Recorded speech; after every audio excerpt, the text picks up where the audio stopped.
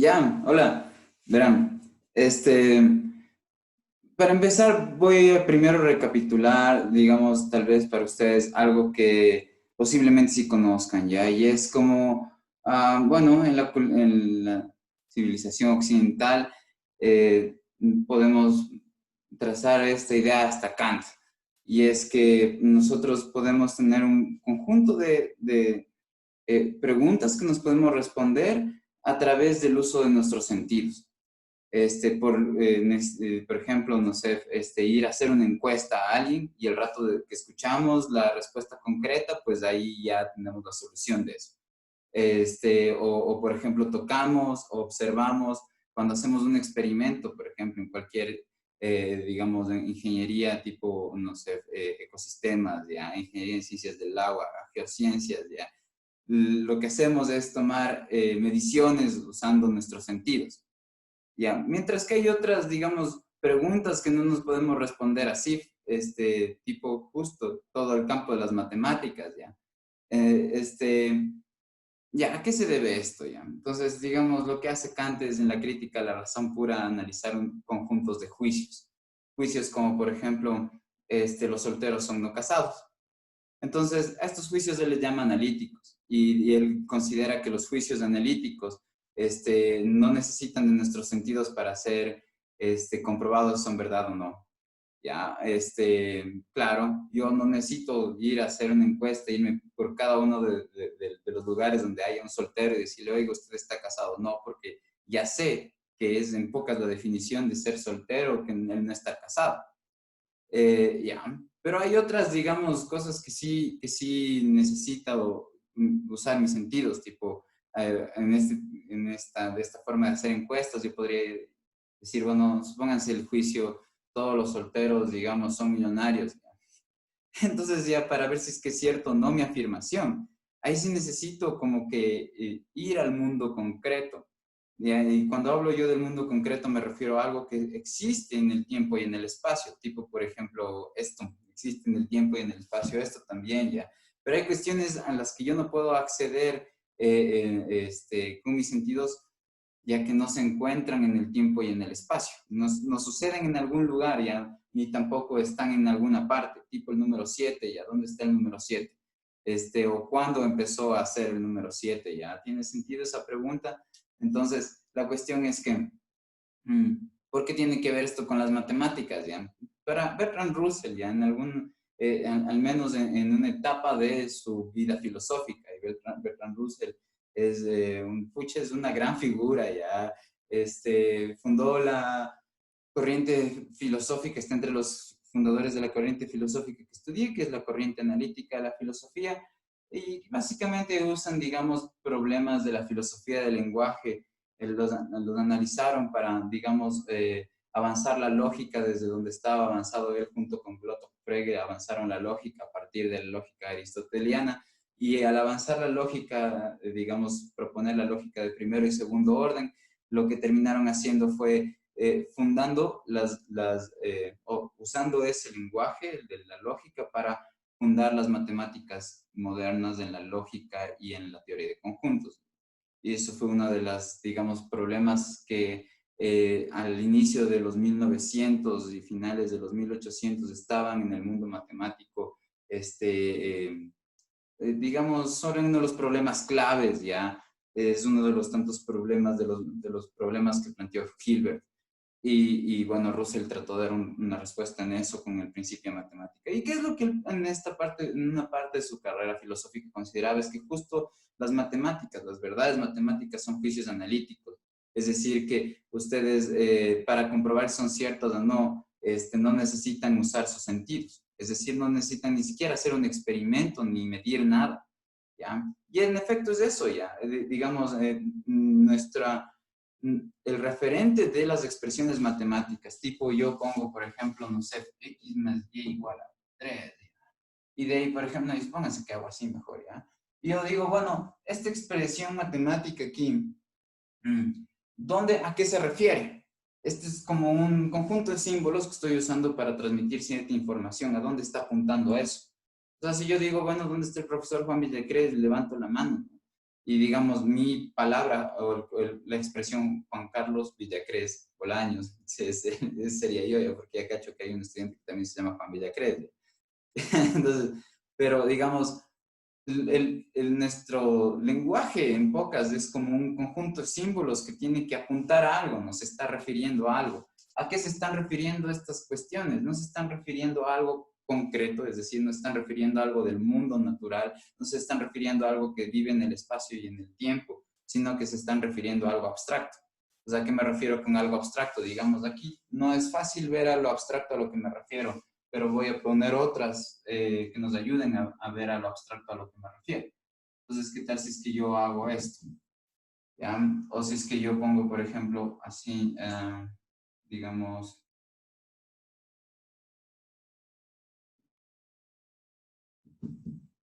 ya, en todos estos casos estoy refiriéndome exactamente al mismo objeto, ¿ya?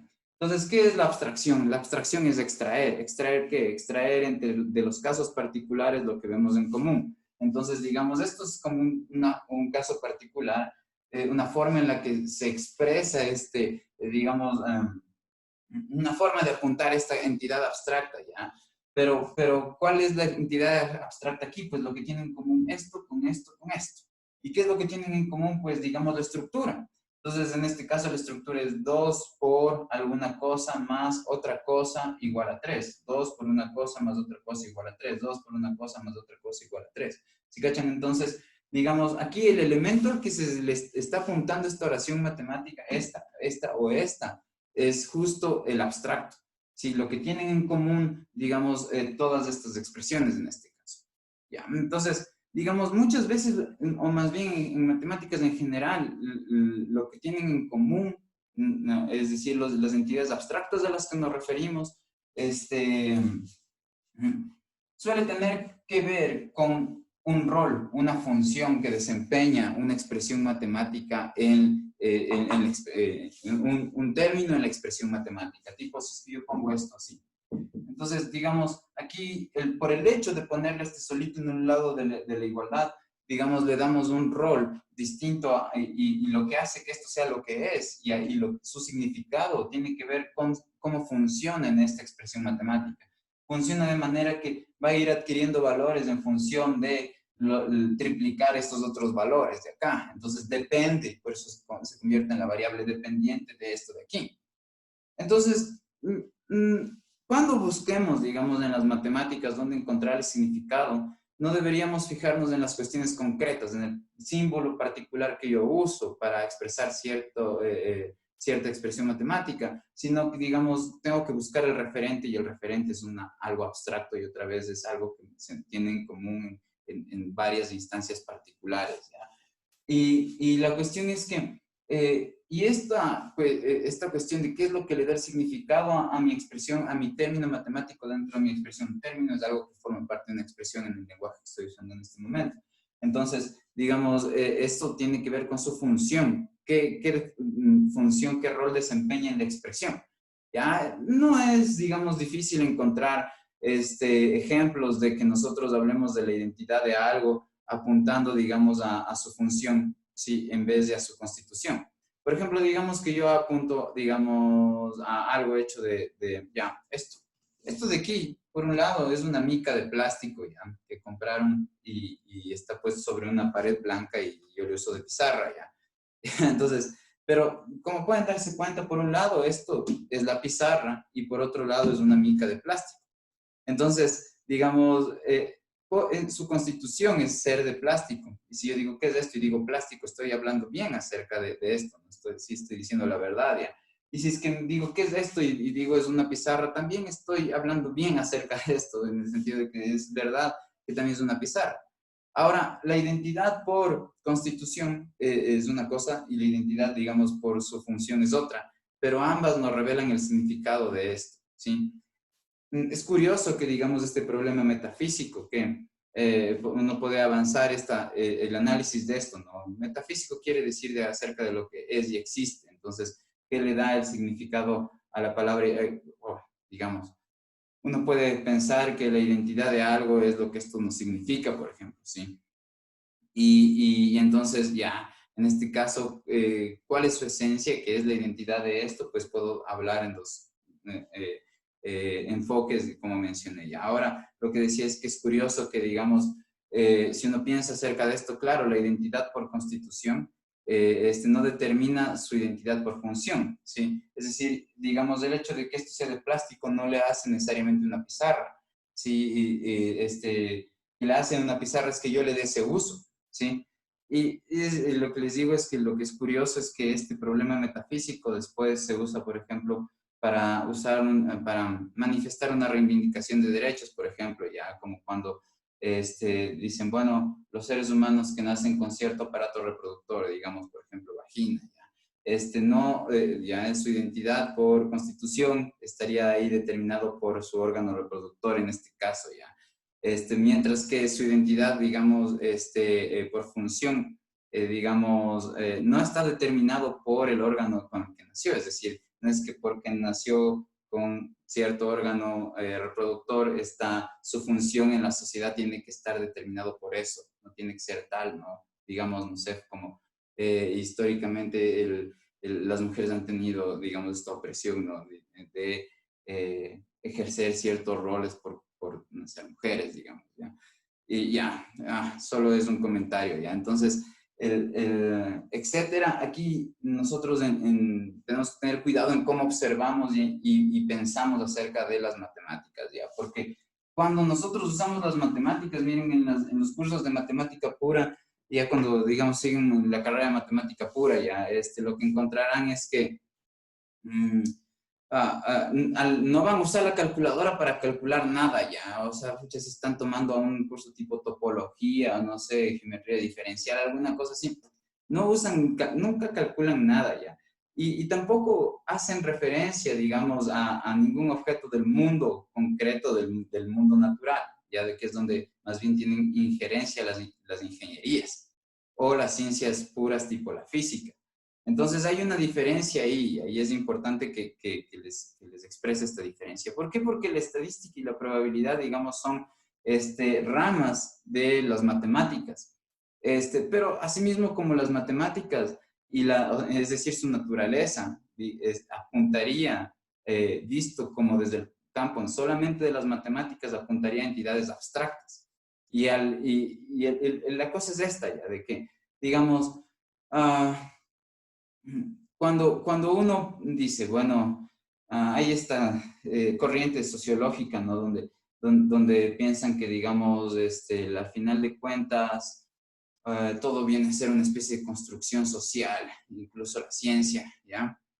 Y en ese sentido es como que chuta, bueno, eso nos quitaría el derecho de afirmar cosas como categóricamente o, no sé, como de manera absoluta. Y la cuestión es que no, digamos, porque en el caso en el que yo escriba esto ya, esto de aquí es verdad siempre, digamos, desde el punto de vista de las matemáticas, ¿ya? Solo que no apunta a nada. Digamos, las verdades matemáticas, digamos, yo no necesito usar mis sentidos para probar si son verdad o no, pero el truco es, y en ese sentido tienen como aire de verdad, ¿ya? Pero la cuestión es que lo que predica esto no predica acerca de nada. Y ya. Entonces, digamos, aquí hay verdades que serían como independientes del observador, por decirlo de alguna forma, que serían como lo más objetivo posible, ¿ya? Pero acerca de qué se trata esto, pues acerca de nada. Porque no se trata acerca de nada en concreto, digamos, esto no se trata acerca de un individuo en el mundo, sino que otra vez es un abstracto, ¿sí? Un abstracto como la paz, como el amor, cuestiones que son muy importantes, pero sin embargo yo no las puedo tocar, ¿sí? No necesariamente las puedo oler o alguna cuestión así, yo no puedo usar mis sentidos a partir de la información de mis sentidos hacer una elaboración conceptual y decir qué son, ¿sí? Ya, entonces, ahora, ¿por qué les digo esto ya? Porque, digamos, la probabilidad va a tener una definición dentro de las matemáticas ahora, ya, ¿a qué me refiero con esto de definición dentro de las matemáticas? ¿Qué es lo que uno hace en las mates, ya? Lo que uno hace es como que con los axiomas plantear ciertas reglas del juego. Los axiomas son como las reglas de partida, ¿ya? Entonces, y después lo único que hace uno es usar la lógica para ver qué puede cosechar con esas reglas de partida, tipo como el ajedrez ya. O sea, digamos, en el ajedrez como que nos dan ciertas reglas y, por ejemplo, el caballo no va a ser la figurita que tenga la forma de caballo, sino que el caballo va a ser aquel que se mueva siempre en él, digamos. Sí, aunque supónganse que yo me hago mucho con palitos de lado o un ajedrez ya. Y no porque el palito de lado no tenga la forma de caballo, no lo voy a poder usar como caballo, no. Entonces, digamos, su función es lo que determina qué es lo que hace. Entonces, los axiomas igual aquí. Por ejemplo, uno de los axiomas principales es el que puse hace un momento, ¿no? Que A es igual a A, que una cosa es igual a sí misma, sea cual sea esta cosa. Entonces, ahí está un discurso que no se refiere acerca de algo en particular, tipo, por ejemplo, una cosa es hablar del perro y otra cosa es hablar acerca del perro oso. Sí, entonces el perro oso, claro, es el que va a la universidad y está ahí, todos le queremos, pero digamos, el perro, si yo quisiera hacer una imagen mental de eso es como imposible, digamos, porque yo necesitaría coger todo lo que es común ya. Tal vez por la forma en cómo es mi cognición, me baso en algún patrón ahí preconceptual, como una especie de imagen tenue cuando yo evoco el perro, pero digamos, el concepto en sí no tiene una forma particular, porque otra vez el perro es esta concepción abstracta y digamos, el perro oso es un individuo concreto en el que se cosificó, se concretó. Bueno, es una forma de explicar esto, ¿no? Entre universales y particulares, que se concreto se cosifica esta noción abstracta, ¿ya? Ahora, ¿por qué les mencionaba esto otra vez? Porque la estadística, la probabilidad, ¿ya? Es una rama de las matemáticas. Entonces, al ser una rama de las matemáticas, tiene esta dimensión cuando se la analiza estrictamente. ¿Ya? ¿Cuál dimensión? La dimensión en la que, digamos, yo para definir qué es, lo voy a hacer a través de solamente axiomas. Y estos axiomas no van a hablar acerca de nada en concreto, nada del mundo natural en concreto. Ahora, ¿qué es lo que hacen las ingenierías? Digamos, yo soy un ingeniero estadístico, ¿ya? O en general en cualquier ingeniería. Lo que hacemos, digamos, ya en la práctica, cómo avanza la tecnología, por ejemplo, lo que hace es descender este mundo abstracto. Yo le digo descender porque me imagino que es como que está como por el aire ya el mundo abstracto. Entonces, como que acercar el mundo abstracto, ligarlo a lo concreto. ¿Cómo? O sea, diciendo, o sea, por ejemplo, aquí, si yo digo x igual, no, ya, y igual a 3x, ya. Entonces, ¿cuándo se hace esta conexión de este lenguaje abstracto con algo que sí podamos tocar y generar tecnología? Cuando a esto y a esto le asignamos cuestiones del mundo natural. Entonces, por ejemplo, esto yo puedo decir, este es el grado de desesperación que pueden tener escuchándome y este es el tiempo que pasa. Entonces, supónganse que se desesperan el triple del tiempo que pasa, ¿ya? Entonces, ahí yo, diciendo este lenguaje que no se trataba acerca de nada en particular, algo concreto, que son propiedades del mundo, ¿ya? Conceptos, cosas que, digamos, yo puedo generar a partir de haberlas filtrado primero por mis sentidos, ¿sí? Entonces, digamos, el tiempo yo no puedo, digamos, medir viendo un reloj o alguna vaina así, ¿no es cierto? Y digamos, el nivel de aburrimiento, supónganse que puedo medir con algunos electrodos en su piel cuando están bajo estrés cambia la conductibilidad de su piel y entonces eso se nota y es medible, ¿ya? Medible cómo, es decir, yo puedo usar mis sentidos, es decir, mis ojos y cachar qué pasa. Entonces, la física y las ingenierías que no tengan que ver con matemática pura, ¿ya? La matemática tiene un rol bien especial con respecto al resto de ramas del conocimiento justo por eso, porque sus referentes directamente son abstractos, pero nosotros para usarlos como lenguaje y como herramienta para poder deducir y explicarnos qué es lo que ha sucedido y poder inferir o predecir qué es lo que va a pasar, es que usamos, digamos, unas leyes de asignación. Y estas leyes de asignación asignan a cada uno de los términos de nuestras expresiones matemáticas cuestiones del mundo natural. Entonces, ahí podemos darnos cuenta, digamos, en el mundo natural, en cambio, por otra parte, que hay algunos comportamientos que difieren entre, por ejemplo, comportamientos deterministas y comportamientos no deterministas, ¿ya? ¿A qué me refiero? A que, digamos, ¿qué haría la física, por ejemplo? La física lo que hace es, digamos, en pocas, constatar la persistencia en la sucesión de los eventos. Entonces, por ejemplo, yo tengo este marcador así y lo suelto ya. Entonces, el momento que lo suelto, el marcador pasa por todos la imagen de esto que ustedes ven ahorita, descendió, ¿no es cierto? Mientras transcurrió el tiempo. Vuelvo a hacer lo mismo y pasa otra vez. Pongo las mismas condiciones iniciales, es decir, le pongo a cierta altura al marcador y después lo suelto y veo que inmediatamente otra vez pasan ese conjunto de imágenes hacia abajo que después generan un continuo y me dan esta visión de que está algo cayendo, ¿no es cierto? Entonces, como yo noto esta persistencia en la sucesión de los eventos, digo, bueno, ahí hay algo, ¿no es cierto? Esta persistencia en la sucesión de los eventos en pocas es una regla y yo lo que quiero es poner la esencia de esa regla en una expresión, digamos, formal, es decir, en términos matemáticos. Digamos. Ahora, esta regla en pocas nos diría, mira, hay cierta forma, hay ciertas, justo relaciones que van a haber entre propiedades del mundo natural. Si es que tú ya tienes las condiciones iniciales, es decir, en el mundo, otra vez en la naturaleza, ustedes dicen, bueno, las propiedades en este instante son tales. Y esa información de las condiciones iniciales, más las reglas que rigen las propiedades de la naturaleza, nos pueden permitir conocer con exactitud qué es lo que va a pasar después. Entonces, eso pasa mucho en la mecánica clásica. Tipo, por ejemplo, yo tengo este marcador y le boto así. Perdón.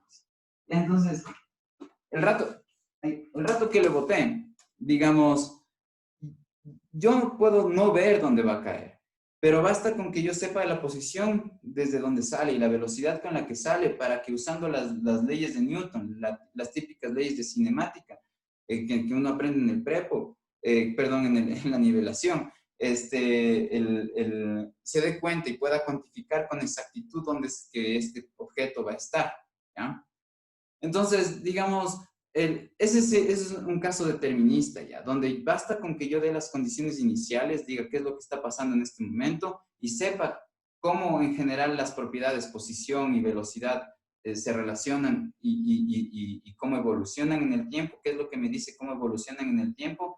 Cualquier posición o cualquier velocidad va a evolucionar, digamos, con tales reglas. Esas tales reglas son las reglas cinemáticas, ¿no? Tipo, no sé, así como el espacio es igual a la velocidad por el tiempo cuando uno tiene velocidad constante, ¿no es cierto? O la velocidad es igual final a la velocidad inicial más la aceleración por el tiempo, ya. Estas serían como que, y esto para cuando, digamos, yo tengo aceleración constante. Entonces, digamos, estas son las reglas a las que me refiero. Y ahora, yo, por ejemplo, digamos, yo sé que ya estas son las reglas. Voy a tomar esta. Ahora, lo que estoy diciendo es que, miren, esta es la regla y esta regla, ¿qué es lo que hace? Es manifestar otra vez la sucesión en la persistencia en la sucesión de los eventos, ¿no es cierto? Nos dice cómo se han estado relacionando propiedades de la naturaleza, tipo una propiedad que se llama velocidad, otra aceleración, otra tiempo, ¿no es cierto? Ahora, la cuestión es que esto de aquí, me permite inferir qué va a pasar en el futuro. La velocidad inicial, digamos, es la velocidad que se tiene en el momento actual. Y yo con esta regla, más mi conocimiento concreto de la velocidad actual, ¿de qué? De esta cosa cuando le lancé, digamos que le lanzo solamente horizontalmente de manera que yo pueda trabajar con el problema en una sola dimensión X, digamos. Y entonces, todo esto estaría sucediendo en la dimensión X. Entonces, si yo cojo y lanzo horizontalmente, y si yo conozco que, por ejemplo, la velocidad inicial es 8 y yo sé que la aceleración es 2, por ejemplo, me basta con dar el tiempo en el que yo quiera adivinar, o perdón, no más que adivinar, el tiempo en el que yo quiera conocer cuál va a ser la velocidad final en ese tiempo. Entonces, para yo poder conocer la velocidad final, simplemente tengo que usar la regla. ¿Cuál era la regla? La que estaba aquí, la velocidad inicial más la aceleración por el tiempo. En este caso, les digo, supónganse que la velocidad inicial es 8. Entonces, yo quiero saber qué es lo que pasa a los 5 segundos. Entonces, supónganse. Entonces, yo voy a poder saber con exactitud cuál va a ser la velocidad a los 5 segundos. Si es que yo pongo aquí 5, ¿no es cierto? Entonces, yo en vez de este t puedo poner aquí, pues les digo 5. Y entonces ahí yo tengo que la velocidad final me va a dar 18, ¿ya? Entonces, esta posibilidad ya de que yo pueda tener la certeza de que la velocidad, que si yo cojo un velocímetro y voy a medirle, que la velocidad debería darme, digamos, aproximadamente 18. Y este aproximadamente 18 se debe a que justo por cuando ustedes miden algo, interactúan con ese algo y al interactuar lo afectan. Entonces, al afectar, digamos, justo lo que quieren medir, la medición va a venir un poco distorsionada con cierto ruido por el acto de medir. Esto, claro, bajo, digamos, el marco conceptual con el que la ciencia, digamos, convencionalmente usa. Ya, mecánica cuántica es otra cosa y voy a hablar un poco de qué pasaría ahí, ¿ya? Por ejemplo, en la mecánica cuántica en contraste a la mecánica clásica. En la mecánica clásica pasan este tipo de cosas, que uno sí puede decir dónde en la realidad independiente del observador, cuáles serían las propiedades en el futuro, y para esto solo bastan dos cosas: de saber cuáles son las reglas que están subyaciendo en el universo y conocer el estado inicial del universo. Entonces, de ahí viene, por ejemplo, justo esta teoría de Laplace, ¿no? Que el man decía, bueno, si nosotros tenemos un supercomputador ya que conozca todos y cada uno de los detalles iniciales del universo, como que nosotros le podríamos, del universo actual, por ejemplo, yo le tomo una foto, digamos, del universo actual, ¿qué significaría esto? Esta foto lo que tendría es como que la configuración de todos los átomos y partículas que están, como están ahorita en este instante y sus velocidades. Si yo tuviera eso, la posición de todos los átomos del universo y sus velocidades, con las leyes de Newton, es lo que pensaba Laplace, bastan estas para poder conocer qué es lo que va a pasar en cualquier momento posterior. De manera que como que todo el futuro estuviera completamente determinado y uno, digamos, ahí entran problemas, digamos, filosóficos del tipo como que dónde esté libre albedrío si ya todo está determinado. Por suerte, digamos, a mí me parece por suerte, no es así, porque, digamos, la parte de la mecánica clásica es solamente un espectro pequeño, digamos, de la física, ¿sí? Y más bien en la mecánica cuántica uno cacha que, a pesar de que tiene ciertas condiciones iniciales y conoce las reglas fundamentales que estarían subyaciendo a la naturaleza, lo que va a pasar para un tiempo posterior no está completamente determinado como en la mecánica clásica. De manera que, por ejemplo, ustedes pueden ser que tengan, por ejemplo, aquí un electrón. ¿Ya? ¿Y por qué hablo de electrones? Porque la mecánica cuántica en este caso aplica, o uno puede ver sus efectos en este reino de lo microscópico, digamos, ¿ya? Entonces, tenemos aquí un electrón y a las condiciones iniciales, digamos, se le llama el estado inicial, ¿ya? Entonces, supónganse que conocen las condiciones iniciales de esto, cuáles son las propiedades que tiene para un tiempo al que yo le llamo inicial. Y además tienen un conjunto de reglas de evolución de las propiedades, y estas reglas son las leyes que se supone subyacen a la naturaleza y están reflejadas en ecuaciones tipo la ecuación de Schrödinger. Entonces, digamos, uno trata de hacer lo mismo como el ejemplo que mostré antes de la velocidad. Entonces trata de decir, bueno, mira, yo tengo las reglas, a estas reglas introduzcamos cuáles son la información de qué es lo que pasa al inicio, y así podemos deducir qué es lo que va a pasar después. Entonces la cuestión es que hacen esto con un electrón y lo que pasa es que la posición del electrón, digamos, de aquí, donde estoy poniendo ahorita el punto negro. Y ahora, digamos, otra vez se cogen las mismas condiciones iniciales con otro electrón, entonces ahora ponen electrón 2. Entonces antes estaba el 1, ahora ponen el electrón 2. Y dicen, bueno, con las mismas reglas, el punto final donde va a llegar el electrón, digamos, estamos hablando de posición en este caso. Entonces, digamos, la posición inicial era aquí, se le deja evolucionar al electrón para el tiempo 2, ahora lo encuentran acá, ¿sí? Ahora quieren hacer el mismo experimento, ponen las mismas condiciones iniciales, al electrón le preparan con el mismo sistema, de la misma forma, ¿sí?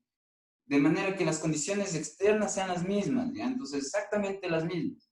Y cogen las reglas que subyacen a la naturaleza, a la naturaleza en el mundo cuántico, y de repente el electrón ya no aparece ahí, sino que aparece por acá. Entonces, esa es la cosa, las reglas no cambiaron, las condiciones iniciales tampoco cambiaron, sin embargo, el efecto fue distinto, ¿ya? Entonces, eso pasa en el mundo microscópico, ¿ya? Pero no es tan azaroso lo que pasa. Y hay ciertas, digamos, supónganse que tienen 500 electrones, ¿sí? Entonces, al menos saben que de esos 500, 300 aparecen por aquí. Y digamos que hacen 500 veces el experimento, ¿ya? Entonces, de esos 500 veces 300, de esos experimentos que hacen, terminan la posición del electrón para el tiempo 2 por acá, ¿sí?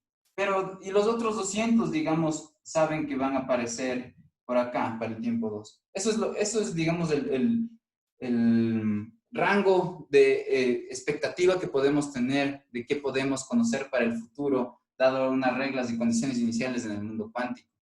Entonces, no es que tenemos aquí una noción determinista de dónde va a estar después del electrón después de cierto tiempo, sino que aquí lo que podemos decir es, bueno, de los 500, 300 se van para acá y lo que sabemos es que 200 se van a venir para acá. Pero si tú coges uno solo y dices, bueno, le pongo aquí, ¿qué va a hacer? No sabes si es que va a ir para acá o que va a ir para acá. Lo que puedes terminar diciendo es que, bueno, ¿qué creen que es más probable que haga? Que se venga para acá, ¿sí cachan? Porque de todos, 300 terminaron yéndose para acá, de los 500, 300 se vinieron para acá y 200 para acá. Entonces, esto nos genera cierta predisposición, cierta creencia de qué es lo que puede pasar si es que yo pongo, si hago un experimento 501 y en el experimento 501 yo le pongo el electrón aquí y me pregunto qué va a pasar. Hay dos chances, pero ¿qué es lo que yo creo que es más probable que pase? Pues es en este caso, ¿ya? Entonces, justo ahora que estoy usando ya la palabra probabilidad, digamos, ¿qué es lo que nosotros solemos tener asociado ya? Y por un lado está esto que les acabo de mencionar, que tiene que ver con cuán frecuente es que suceda algo ya. Entonces, supónganse que yo planteo un experimento. ¿Qué es un experimento? Bueno, pues un experimento es proponer una serie de acciones, ¿sí? Pero estas acciones no son tan aleatorias ya, o más bien estas acciones están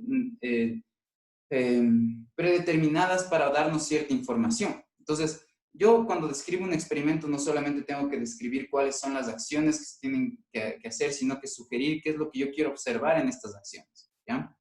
Entonces, digamos, por un lado, uno tiene una noción de la probabilidad que es correcta, digamos, también se la usa así científicamente, y tiene que ver con la frecuencia, ¿ya? Cuán frecuente es que pase algo, va a ser más probable que eso suceda. Entonces, si yo tengo, por ejemplo, una moneda y hago un montón de experimentos, mientras haga más, mejor. Y digamos que lanzo la moneda 3000 veces. De esas 3000 veces, digamos, me doy cuenta que cara cae en la mitad. Entonces, digamos, en ese caso, yo podría decir que es igualmente probable que caiga cara, que igualmente probable que caiga sello, porque cae la mitad de las veces cara y de la mitad de las veces de estas 3000 veces que lancé, cayó también sello aproximadamente, ¿no es cierto? Entonces, por un lado tenemos asociado nuestra noción de probabilidad a esto, a cuán frecuente es que salga, que se dé un resultado, ¿ya? Y entonces, cuando nosotros tenemos esta noción, asociamos qué tan frecuente es que pase algo, ¿sí? O que pueda pasar algo, estamos hablando de la probabilidad, pero ya después de haber descendido el lenguaje abstracto a algo ya concreto, que es algo que yo puedo contar, porque qué tan frecuente es algo, al final de cuentas se define en términos de qué logro contar más veces, ¿sí? Ya, ahora, mientras que, digamos, no siempre le vemos a la probabilidad así, ¿sí?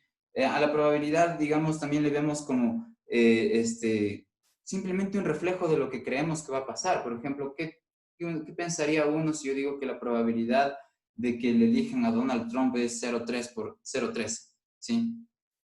No está bien que digan jamás 0,3% cuando hablan de probabilidades. No tienen porcentajes las probabilidades, ¿ya? Uno puede, digamos, tratar de hacer una asociación con algo de los porcentajes, pero, digamos, no es el lenguaje que usamos, ¿ya? Ya voy a hablar más de eso, ¿ya? Pero con respecto a lo de Donald Trump, otra vez, digamos que yo digo que hay una probabilidad de 0,3, ¿sí? Que gane las elecciones de nuevo, ¿ya?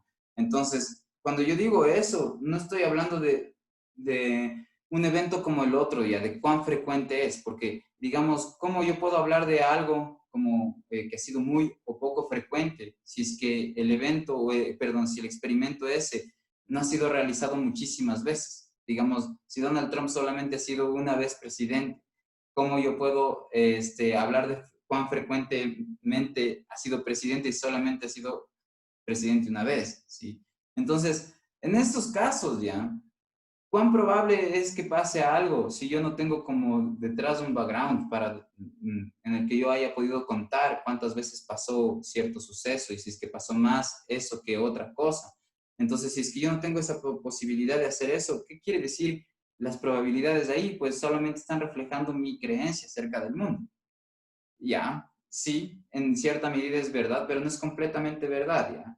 No es que las probabilidades vienen a ser una rama subjetiva del conocimiento humano.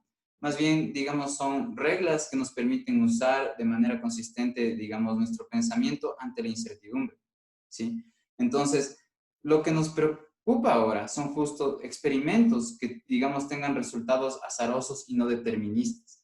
Deterministas, recuerden lo que dije hace un momento, ustedes pueden con las condiciones iniciales y conociendo las reglas de la naturaleza conocer exactamente qué es lo que va a pasar. Ahí es completamente determinado cada uno de los puntos de la evolución de ese fenómeno en el tiempo, ¿sí? Cada uno de los pasos de ese fenómeno en el tiempo.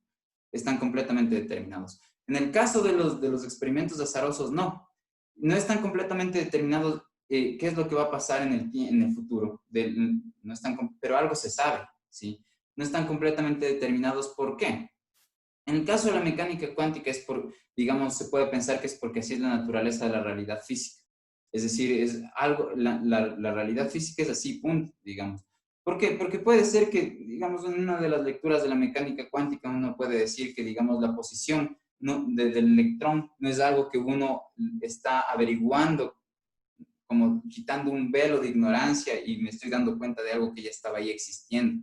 Las propiedades físicas del electrón no se las puede pensar como algo que está ahí a la espera de ser descubierto, algo ya dado y existente, sino que también se lo puede pensar, es una de las interpretaciones que se le puede dar, como que estas propiedades emergen, no estaban ahí, sino que emergen en el momento de ser medidas. Entonces, si es así, es más fácil ver cómo puede ser que haya algo que sea como azaroso por su naturaleza, porque digamos no estaba ya dado desde antes de alguna forma determinada, ¿ya? Y más bien emerge de cierta manera con el contacto con el acto de medir. Mientras que de esos ejemplos no solamente hay en la mecánica cuántica, digamos, ya sé que pueden estar pensando, puta, pero es que eso está bien raro ya, pero supónganse que yo les digo que me voy a ir a un concierto este sábado ya. Entonces, digamos, ¿eso qué es? ¿Verdad o es falso? ¿Cachan? No, no es ni verdad ni falso todavía. Se hará verdad cuando llegue el sábado y yo me voy al concierto, o se hará falso si cuando llegue el sábado yo no me vaya al concierto. Entonces, que algo sea verdadero o falso, que una afirmación se concrete como algo que podamos decir verdadero o falso, puede emerger. Sí, no es que ya esté dado ahí un hecho, uno piensa que algo llega a ser verdadero porque estaba ahí un hecho y que uno lo descubre. Ya puede que este hecho emerja, digamos, y no necesariamente esté ahí dado. ¿Ya? Entonces, por un lado, pueden haber eventos, digamos, azarosos por su naturaleza, como en el caso de la mecánica cuántica, ¿sí? Pero pueden haber, en cambio, eventos azarosos, en cambio, por nuestra falta de conocimiento de absolutamente todos los detalles que están en ese fenómeno. Tipo, por ejemplo, yo cojo un dado y lo voy a lanzar. Si yo supiera exactamente, absolutamente todas las condiciones físicas con total precisión antes de lanzar el dado, por ejemplo, como cuál es la presión con la que está fluyendo la sangre por las venitas, o no sé, la punta de mis dedos. Eso va a influir, el vientito que corre hace rato cuando yo lance el dado y ese tipo de cuestiones. Entonces, como no se tiene un conocimiento tan detallado de absolutamente todas las implicaciones en ese experimento de lanzar el dado, entonces resulta que el que sea indeterminado qué es lo que va a pasar, si va a caer en el dado va a dar hacia arriba la cara que muestra el 3 o que muestra el 6 o que muestra el 2, como no tenemos suficiente conocimiento de las condiciones iniciales con las que se lanzó el dado, entonces tenemos una incertidumbre. Y esa incertidumbre sí se debe a nuestras limitaciones cognitivas, nuestras limitaciones de conocimiento. Entonces, en muchos casos es eso, digamos. Cuando nosotros tenemos un experimento, podemos tener dos tipos de resultados. Unos que van a ser deterministas y otros que van a ser, digamos, hacia azarosos o experimentos que tienen eso, un resultado, digamos, que parecería aleatorio, ¿ya? Que al menos nosotros podríamos decir que es un experimento no determinista. Entonces, ante esta incertidumbre, digamos, necesitamos como movernos y hacer nosotros nuestras predicciones y poder ir en una base sólida. Entonces, la probabilidad nos permite eso, a pensar de manera consistente y clara, digamos, acerca de la incertidumbre y cómo manejarla, ¿ya? Y cómo poder surfear dentro de esa incertidumbre, ¿ya? Entonces, dentro de todo lo que he hablado, voy, digamos, ya a poner ya algunas definiciones y cuestiones, ¿ya? Que nos van a servir. Entonces, miren, la probabilidad como entidad matemática es simplemente, digamos, un número, ¿ya? Que tiene que cumplir con ciertas reglas para hacer probabilidad, ¿ya? Un número que le asignamos a algo. Entonces, miren, nosotros vamos a buscar, o lo que les quiero explicar ahorita es, miren, qué es un modelo de probabilidad.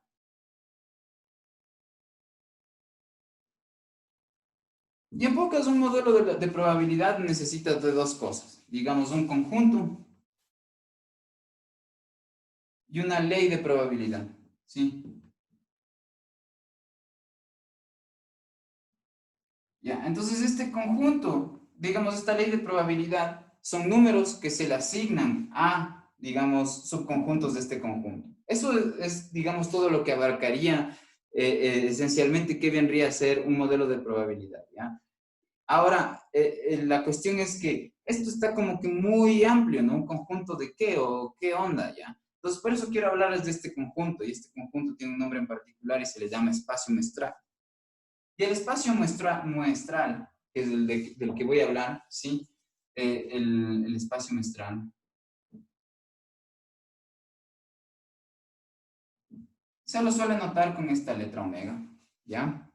Entonces, para decirles de qué se trata este conjunto, entonces, o qué motivaría, digamos, tener dentro de las criaturas matemáticas una criatura que se llame espacio muestral, quiero mostrarles cuál sería la motivación para tener este conjunto y de qué se trataría este conjunto. Entonces, y para hablarles de esto, entonces ahí ya me despego un poco del campo de la matemática completamente pura y completamente estricta en el caso de que, por ejemplo, ustedes vean esto, digamos, con la expectativa de un matemático puro. Ahorita voy a hablar sin ese lenguaje. Sí, y la cosa es que ¿y cómo? Porque voy a mostrar la motivación de por qué haber generado o tener este animalito matemático, ¿ya? Entonces, digamos, ahorita voy a hablarles acerca del espacio muestral, ¿sí? Entonces, espacio muestral.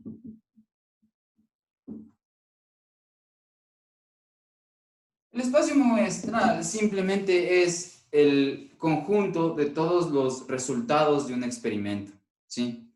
Entonces, el conjunto de todos los resultados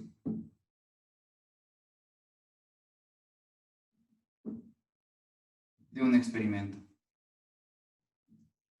Ahora, como les menciono, ¿qué es un experimento? Pues un experimento es una sucesión, una serie de actividades, de acciones que se pide realizar ya, pero no se les pide estas, digamos, acciones ser realizadas así a ciegas ya, sino que tienen un objetivo ya.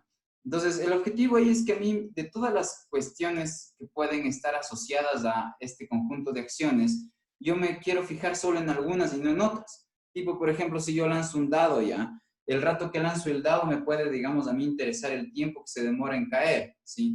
Entonces, ahí tengo que yo especificar que eso me interesa a mí, esa pieza de información en particular, ¿ya? Porque, claro, uno lanza el dado y lo que estaría como implícito es ver la cara en la que cae, mostrándonos, no sé, que cae 3, si cae 5, así, ¿ya? Entonces, pero puede ser que usted, digamos, en ese evento de lanzar el dado preocupado en eso, ¿no? En el tiempo que se demora en caer, ¿ya? Por ejemplo. Entonces, digamos, el espacio muestral va a ser un conjunto de todos los resultados de un experimento. Por ejemplo, digamos que yo quiero lanzar una moneda. Sí, la moneda va a darme cara o sello, ¿sí? Entonces, en este caso yo puedo describir, quiero que el experimento sea lanzar una moneda. Cuando yo describo el experimento de esta forma, estoy todavía dando algo muy ambiguo ya, porque solamente estoy describiendo una actividad, ¿sí? Y entonces yo debería ser un poco más concreto y decir, bueno, quiero lanzar la moneda y lo que me preocupa y lo que quiero saber es si es que cae sello o cae cara, ¿sí? Entonces, ¿cuáles son los resultados ahorita? Si lanzo la moneda es que, digamos, un resultado es que me dé sello y otro resultado es que me dé cara. Entonces, en este caso, cuando el experimento es lanzar una moneda y yo hago esta especificación. ¿Cuál especificación? De que yo quiero que del acto de lanzar una moneda lo que me interesa a mí es ver cuál es el resultado, qué cayó, si es que cayó cara o cayó sello. Entonces aquí yo ya estoy indicando, al describir bien mi experimento, al describirlo, digamos, con más detalle, yo ya estaría especificando cuál es el conjunto de posibles resultados. ¿Cuáles resultados? De los resultados que a mí me interesen conocer, ¿sí? En esta actividad que es el experimento, van a suceder algunas cosas. De estas cosas que suceden, estos son mis resultados. Yo elijo de entre todos los que suceden cuál es el conjunto de sucesos que a mí me interesa. Y esos son mis resultados. Entonces, mis resultados en este caso serían eso, claro, serio. Pero supónganse que yo estoy haciendo una prueba y estoy viendo si es que en efecto está relacionado, si es que el clima, si es que está lloviendo o está seco afuera, ¿ya? Con el acto de lanzar la moneda. Entonces, digamos, el experimento sigue siendo lanzar la moneda, pero en este caso me interesa ver si es que hay una relación con si llueve o no llueve fuera. Entonces, aquí la acción se mezcla con un estado de las cosas. Es decir, lanzar la moneda y que esté lloviendo, o lanzar la moneda, digamos, ¿cuáles son los posibles resultados que a mí me competirían? Sería lanzar la moneda y que esté lloviendo, o lanzar la moneda y que no, perdón, lanzar la moneda y que dé cara y además esté lloviendo. Lanzar la moneda y que dé cara y que no esté lloviendo. Lanzar la moneda que digamos de sello y llueva, y lanzar la moneda que de sello y no llueva. Entonces, todas estas, digamos, sucesos, en este caso, al hacer esta actividad, que es el experimento, serían los que me interesan. La conjunción de el estado del clima afuera y si cae cara o sello. Entonces, este también es un espacio muestral, pero es un espacio muestral distinto. Entonces, en este caso, ese espacio muestral yo le podría poner de esta forma, ¿no? Como que tipo, digamos, voy a poner doble L para decir que llueve y que cayó cara, sería así. Entonces, miren, tal vez no se nota, doble L, ya. Y entonces llueve y salió cara. Entonces, miren, esta conjunción, este par de información que yo lo estoy aquí ubicando como un par ordenado, viene a ser el primer resultado. Luego voy a tener otro resultado, ¿no es cierto? Que va a ser, en este caso, digamos, que no llueva y también me dé cara, ¿sí? También va a haber otros dos resultados, ¿no es cierto? Es que llueva y de sello, y que no llueva y que de sello también, ¿sí? Ya, entonces, en este caso también es un espacio muestral. ¿Cuál es el espacio muestral que corresponde a mi experimento lanzar la moneda? Pues tanto este o como este, pero justo otra vez depende de qué es lo que yo quiera medir o qué es lo que a mí me interese analizar. Entonces, si a mí solo me interesa analizar esta pieza de información del experimento que hice, pues este sería el espacio muestral adecuado. Pero si yo otra vez estoy tratando de analizar la relación entre el clima y digamos, si da cara o sello, entonces este sería un espacio muestral más adecuado, ¿ya? Ya, ahora, lo que debemos notar es que, miren, nuestras probabilidades, bueno, nuestras reglas acerca de cómo usar las probabilidades van a ser distintas si es que uno, dependiendo también a veces, ¿ya? De la naturaleza del conjunto muestral, ¿ya? ¿A qué me refiero con su naturaleza en este caso? A que si es que el número de elementos que contienen son, digamos, infinitos, si son infinitos no numerables, si son infinitos numerables. Ahí hay una diferencia importante, ¿ya? Entonces, quiero hablarles de, digamos, experimentos que nos den un espacio muestral infinito y numerable, y otro en el que nos den no numerable, y ahí explicar de qué se trata esto, ¿ya? Entonces, primero lo que vamos a hacer, bueno, voy a poner otro ejemplo, porque muchas veces ayuda cómo uno grafica el espacio muestral, puede servir de ayuda, ¿ya? Entonces, por ejemplo, digamos que yo voy a lanzar un dado que tiene 4 lados. Ya, por cierto, miren, mucho de lo que estoy hablando, es decir, las clases que les estoy yo dando están basadas en las clases de introducción a la probabilidad del MIT que está subido en internet. Ya, este es un vínculo, el enlace a esas clases es algo que va a estar en sus clases virtuales, en sus aulas virtuales, ¿ya? Entonces, yo lo que hago es basarme en las clases, en esas clases y aumentarle cuestiones que yo creo que les puede servir para entender, ¿sí? Ya estoy ahorita haciendo una especie de vínculo entre las clases de esa persona y ustedes, ¿ya?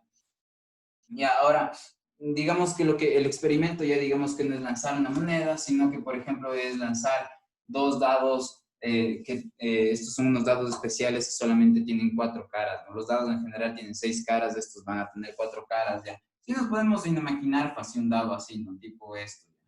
Como que aquí tienen, sí, ya, ahí está. Un dado de 4 caras, ¿no? Una cara, otra cara, la cara de atrás y la cara de abajo, ¿ya? Entonces este tiene 1, aquí tiene 2, la de abajo sería 3, ¿no es cierto? Y la del frente 4, por ejemplo, ¿ya? Entonces, la cosa es que tenemos 2 de estos dados y vamos a lanzarlos y la cuestión es que el experimento sería lanzar esos 2 dados tetraédricos, ¿ya? Entonces, el experimento es lanzar dos dados. Sí. Y estos son dados que tienen 4 caras, ¿no es cierto? Dados de 4 caras. Ya, entonces el experimento es lanzar, ¿no? Lanzar 2 dados de 4 caras. Ya, este es el experimento. Listo. Ya, entonces, la cuestión es que esto lo podríamos graficar de esta forma, miren. O sea, el espacio muestral lo puedo explicitar, no necesariamente con la notación de conjunto, sino, digamos, con este gráfico de aquí. Ya, entonces, ¿qué es lo que estoy haciendo ahorita? Estoy abriendo estas cajitas porque aquí voy a poner, digamos, los distintos resultados, ¿ya? Entonces, tipo, digamos, pónganse que aquí en este eje de aquí va a estar lo que me daría los posibles resultados que me da un dado. Un dado puede tener 4 resultados, que una cara me muestre 1, 2, 3, 4. Y acá arriba también yo voy a tener que el otro dado también me puede dar, digamos, 4 resultados. Individualmente cada uno puede dar 4 resultados, ¿no es cierto? Ya, entonces va a haber un caso en el que, por ejemplo, lanzo un dado y me da 1, y lanzo la otra cara, el otro dado y también me da 1, ¿sí? Ya, entonces esto de aquí, este par de números, vienen a ser uno de los resultados de mi experimento, lanzar los 2 dados de 4 lados, o de 4 caras, perdón.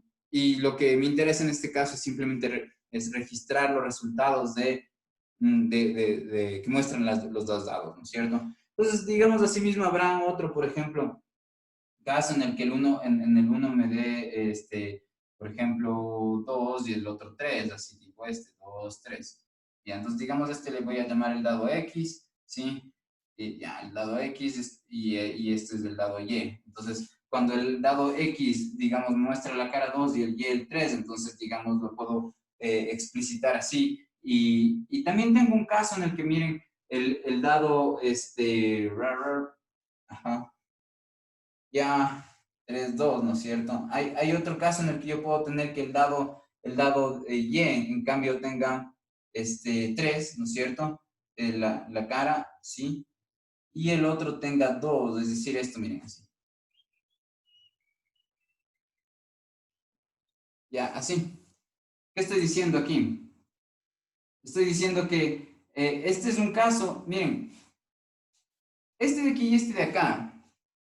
¿Qué es lo que va a pasar? Yo tengo los dados, los lanzo, no veo cuál es cuál y veo que hay uno que dice 2 y veo que hay otro que dice 3. Luego cojo los dados y los lanzo, no veo cuál es cuál, lanzo y otra vez descubro que hay uno que dice 3 y otro que dice 2, ¿ya? Entonces, lo que estoy yo aquí, digamos, explicitando no es un evento en el que yo me hago el loco y después digo cuál era cuál y son indistinguibles, ¿ya? Sino que más bien lo que estoy aquí expresando es un evento en el que yo continuamente estoy viendo y siguiendo dónde caen cada uno de los dados, de manera que yo distingo que hay un caso o un resultado en mi experimento para cuando, digamos, el X, el dado X, sale 2 y el Y sale 3. Eso le tomo como un resultado. Y también le tomo como un resultado al caso en el que, digamos, el dado X, digamos, sale 3 en vez de 2 como antes y el Y, en cambio, sale 2. ¿ya? Entonces, y ese es otro resultado. Es decir, en este caso yo sí estoy distinguiendo, es para mí importante registrar, es importante registrar una vez que yo distingo cuál es el que dio qué valor, ¿sí? Entonces, miren, no es que digo, no importa, basta con que uno dé 3 y otro dé 2, no, sí importa cuál da 3 y cuál da 2, porque cuando da el X3 y el Y2, ese es un resultado, sí, por eso lo anoto aquí en mi tablita. Y cuando, digamos, el X da 2 y el Y3 también importa, y ese es otro resultado y por eso lo anoto también en mi tablita. Entonces aquí estoy distinguiendo, ¿no es cierto? ¿Cuál dio qué? No, no me basta con que simplemente hayan dos dados donde el uno esté 3 y el otro 2, ¿sí? Ya. Entonces, por ejemplo, aquí, miren, yo tengo un conjunto finito de resultados, ¿ya? Ahora, ¿cuál podría ser, digamos, un caso en el que yo tengo un conjunto infinito de resultados? Un conjunto infinito de resultados, pero discreto o, digamos, en este caso, numerable, ¿ya? Entonces, pilas con lo que dije, ¿ya? Discreto o numerable, sí, pero infinito, ¿ya? Entonces, primero que nada, ¿qué es numerable? Numerable es algo que ustedes pueden enumerar, que pueden poner en una lista. Y ahora, ¿qué significa que algo forme parte de una lista? Digamos, un requisito esencial de algo que forma parte de una lista es que ustedes puedan decir de manera, digamos, inequívoca, ya que de manera clara, que no hay ambigüedades y puedan de manera determinada decir, a partir de este elemento en la lista, yo sé cuál es el que le sigue, ¿ya? Y saben completamente cuál es el que le sigue. Tipo en los números naturales. Los números naturales, digamos, son perfectos para generar una lista, ¿ya? Por ejemplo, 1, 2, 3, ¿no es cierto? Miren, cuando yo me enumero los naturales, ¿sí? Yo puedo ponerme en cualquiera de ellos y decir, bueno, exactamente con completa claridad cuál es el que viene después del 3. Dentro de los números naturales yo sí puedo decir que después del 3 viene el 4. Sí, después del 4 yo sé que viene uno y solo un elemento y ese es el 5, ¿sí? Mientras que estos mismos números, cuando no les ven simplemente como pertenecientes a los números naturales, sino que los ven ahora como pertenecientes a los números reales. Entonces, si les ven como pertenecientes o como miembros de los números reales, cuando ustedes les consideran como números reales, estos adquieren otra naturaleza. ¿Ya? ¿Por qué no los pueden enlistar? ¿Por qué no los pueden enlistar? Porque, digamos, si yo me paro en el 3, por ejemplo, ¿sí? Yo necesitaría decir cuál es el que viene después del 3, ¿sí? Entonces, cuando yo los considero estos como números reales, estos están como emergiendo de entre un continuo, ¿sí? Entonces, los reales en general están asociados al continuo, ¿ya? Mientras que los naturales están asociados como que al discreto, entonces ya voy a hacer más explícita esa diferencia. Entonces, aquí están, digamos, relacionados con el continuo. ¿Y qué quiere decir eso? Miren, quiere decir que si yo pregunto cuál viene después del 3, yo no sé. O sea, no es tan fácil como decir aquí viene el 4. ¿Cuál es el que viene después del 3? ¿El 3.1? ¿O el 3.01? ¿O el 3.001? ¿O el 3.0000001? Entonces, cualquier número que yo piense que viene después del 3, justo la naturaleza de los reales es tal que en medio de dos números que pertenecen a los reales yo puedo poner uno en el medio.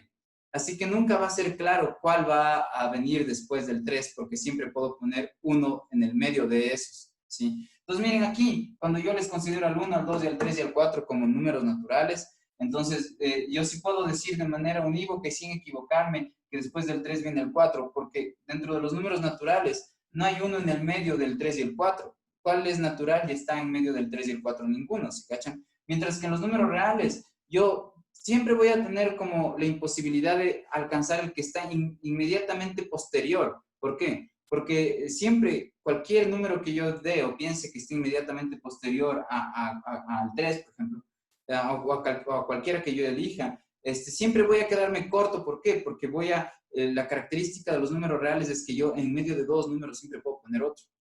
Y entonces, esa característica ya de que yo en medio de dos siempre puedo encontrar algo, hace que eso sea un continuo, ¿sí? Ya, entonces, mientras que esto de acá tiene una naturaleza, digamos, asociada al discreto, ya. El discreto es, en cambio, que ustedes encuentran como huecos, ya. En el medio de estos dos, yo no encuentro otro natural, ¿sí cachan? Otro que le pertenezca a esta misma saga, no sé, a esta misma, a este mismo tipo, por decirlo de alguna forma así, ¿ya? De números, ¿ya? Entonces, digamos, esta diferencia es importante, bastante importante, ¿ya? Yo puedo tener infinitos números naturales y también puedo tener infinitos números reales, pero estos de aquí yo puedo decir que son numerables porque los puedo enumerar, los puedo poner en una lista porque puedo a final de cuentas decir cuál viene después de este en la lista. Aquí no puedo hacer eso, ¿ya? Entonces, eso vamos a mantener, ¿ya? Ahora, algo curioso es que miren, el infinito de los naturales es más pequeño que el infinito de los reales, ¿ya? Ahora, ¿a qué me refiero ya? El número de números que tienen los números reales es mayor que el número de números que tiene el número de naturales, ¿ya? Y eso lo demostró Cantor, uno de los matemáticos súper chéveres, genios, un monumento, digamos, al espíritu de esta forma de pensar que le llamamos matemáticas, ¿ya? El man hasta se volvió loco de tanto pensar en estas vainas y al final lastimosamente se suicidó, pero bueno, no fue solo por las mates y porque se volvió loco por los infinitos solamente, sino que también le pasaron algunas pendejadas, pero bueno, ya, en general meterse con los infinitos suele ser una cosa entre apasionante y miedosa, ya. Ya, entonces, ahora, ¿cuál sería, por ejemplo, un experimento donde yo tenga, digamos, y un espacio muestral o conjunto muestral, infinito, pero infinito numerable, es decir, ya, aquí va otra cosa, infinito innumerable, ya. Ahora, no solo los números naturales son un conjunto infinito y también numerable, sino que, digamos, cualquier, conjunto con el que yo pueda hacer una biyección con los números naturales. Es decir, cualquier conjunto tales que sus elementos tengan una relación uno a uno con los números naturales. Si es que yo encuentro ese conjunto también se convierte en numerable y además genera una lista. ¿Tipo qué? Digamos, yo tengo 1, 2, 3, 4, y hay aquí, y etcétera, nomás, no, perdón, nomás, etcétera es así, ya.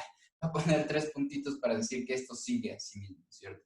Ya, entonces ahora yo puedo hacer una asociación uno a uno. ¿Qué quiero decir?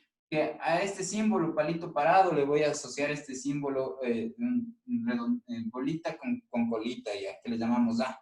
Ya, entonces, pero esta asociación va a ser así. Digamos, el A le va a pertenecer al 1 y solamente al 1, y el 1 le va a pertenecer al A y solo al A. No, supónganse, no puedo decir que cuando escriba 1 y 2 voy a escribir A, ¿sí? En vez de 1 y 2, sino que yo voy a cambiar o asociar al símbolo 1 el símbolo A y nada más, y al A solamente el 1. De manera que, digamos, yo no puedo hacer esto, decir que el A esté asociado al 1 y el 2, por ejemplo, ¿sí? Y entonces a esto me refiero con biyección. Entonces, si yo hago así mismo, digamos, al 2 le asocio otro símbolo, al 3 otro símbolo y así. Miren, este conjunto de aquí también está formando una lista ya.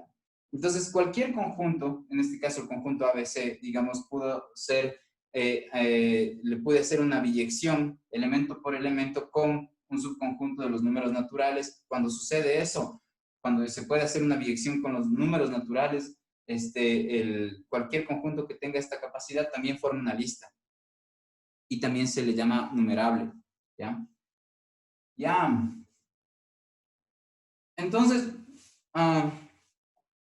por eso, miren, nuestros números de teléfonos y esas cosas, van a formar una lista, ¿ya? ¿Por qué? Porque están hechos con números naturales, ¿ya? No es que ustedes tienen así un número de teléfono 099.3, así, o alguna cosa así, ¿ya? Y con decimales, ¿ya? Entonces, aunque parezca que el punto es simplemente un símbolo, un ítem extra ahí, y que, digamos, los números naturales con los decimales, por ejemplo, tienen una diferencia simple o mera, digamos, en la ausencia y presencia de cierto punto ahí en la expresión, pues no es así, tiene que ver con esto que les menciono, ya de que entre dos reales siempre van a encontrar un real en el medio, ¿ya? Ahora, entonces lo que les prometía, ¿no es cierto? Otro experimento, pero este otro experimento en cambio va a tener, digamos, infinito, pero numerable el conjunto muestral, ¿ya? Entonces, mi conjunto muestral en este caso, digamos, mi experimento va a ser el número, registrar en qué lanzada de la moneda me va a dar cara.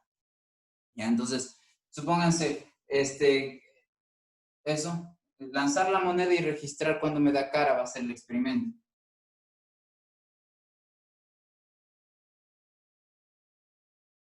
O lanzar la moneda hasta que dé cara, por ejemplo.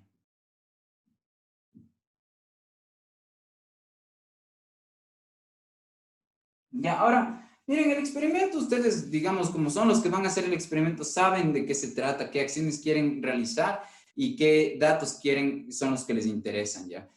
Cuando ponen algo de este estilo, lanzar la moneda hasta que dé cara, no necesariamente es inmediato que uno de aquí quiere registrar necesariamente o cómo va a almacenar la información de este experimento, ¿ya?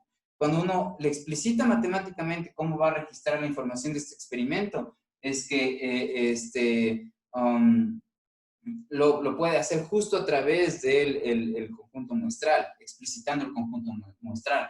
Miren, aquí el conjunto muestral simplemente puede ser que a la primera lanzada me dé cara, o a la segunda lanzada me dé cara, o a la tercera lanzada de cara, o a la cuarta lanzada da cara, o a la quinta lanzada da cara, y así, ¿cachan?